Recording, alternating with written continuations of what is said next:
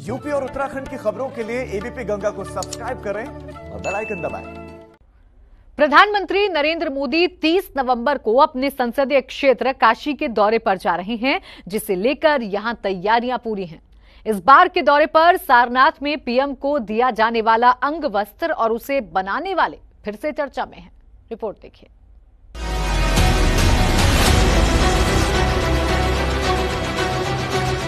कहते हैं काशी मोक्ष की नगरी है, लेकिन प्रधानमंत्री नरेंद्र मोदी को बाबा विश्वनाथ की इस नगरी से ऐसा मोह हो गया है कि मानो वो यहां बार बार चले आते हैं।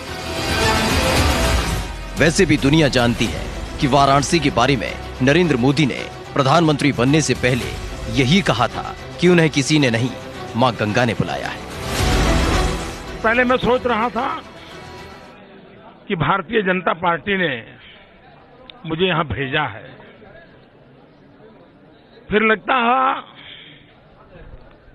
शायद मैं काशी जा रहा हूं, लेकिन आज यहां आने के बाद लगता है कि न मुझे किसी ने भेजा है, न मैं यहां आया हूं, मुझे तो मां गंगा ने बुलाया है। और एक बालक जैसे अपनी मां की गोद में वापस आता है, वैसी मैं अनुभूति कर रहा हूं। तभी तो पीएम मोदी बार बार महादेव और मां गंगा का कर्ज चुकाने के लिए काशी खींचे चले आते हैं। प्रधानमंत्री मोदी काशी के काया पलट के लिए कमर कसे हुए हैं। बाबा विश्वनाथ कॉरिडोर से लेकर तमाम सुविधाएं उन्होंने काशी वासियों के लिए मुहैया कराई हैं और करा भी रही हैं। अब जब प्रधानमंत्री काशी पर इस कदर प्यार लुटा रहे हो, तो फिर यहाँ के लोग भला कैसे पीछे रहे। उन्होंने भी जब भी मौका मिला अपने काम से या फिर अपनी कारीगरी से प्रधानमंत्री का मन मोह लिया। एक बार फिर प्रधानमंत्री मोदी 30 नवंबर को वाराणसी दौरे पर आ रहे हैं। इस दौरान पीएम सारनाथ भी जाएंगे, जहां उन्हें उपहार के तौर पर अंग वस्त्र दिया जाएगा, जो सारनाथ ही नहीं काशी की बुनकरी का भी एहसास दिलाएगा। देश के प्रधानमंत्री 30 नवंबर को अपने संसदीय क्षेत्र काशी में आ रहे हैं और पूरी काशी उत्साहित है। प्रधानमंत्री को उपहारों का एक गुच्छा देने की तैयारी है। तो इसी उपहार की कड़ी में काशी में सारनाथ में प्रधानमंत्री को ये दुपट्टा दिए जाने की तैयारी है। विशेष अंग वस्त्र है ये, और इसकी खासियत क्या है ये डॉक्टर रजनीकांत जी से जान लेते हैं। पद्मश्री हैं रजनीकांत जी। सबसे पहले तो हम खुशी और उत्साह जानना चाहेंगे। देखिए, बहुत खुशी है क्योंकि प्रधानमंत्री जी काफी लंबे समय बाद काशी आ रहे हैं और बनारस उनका संसदीय क्षेत्र है। वो हर 2-3 महीने पे आते रहते थे।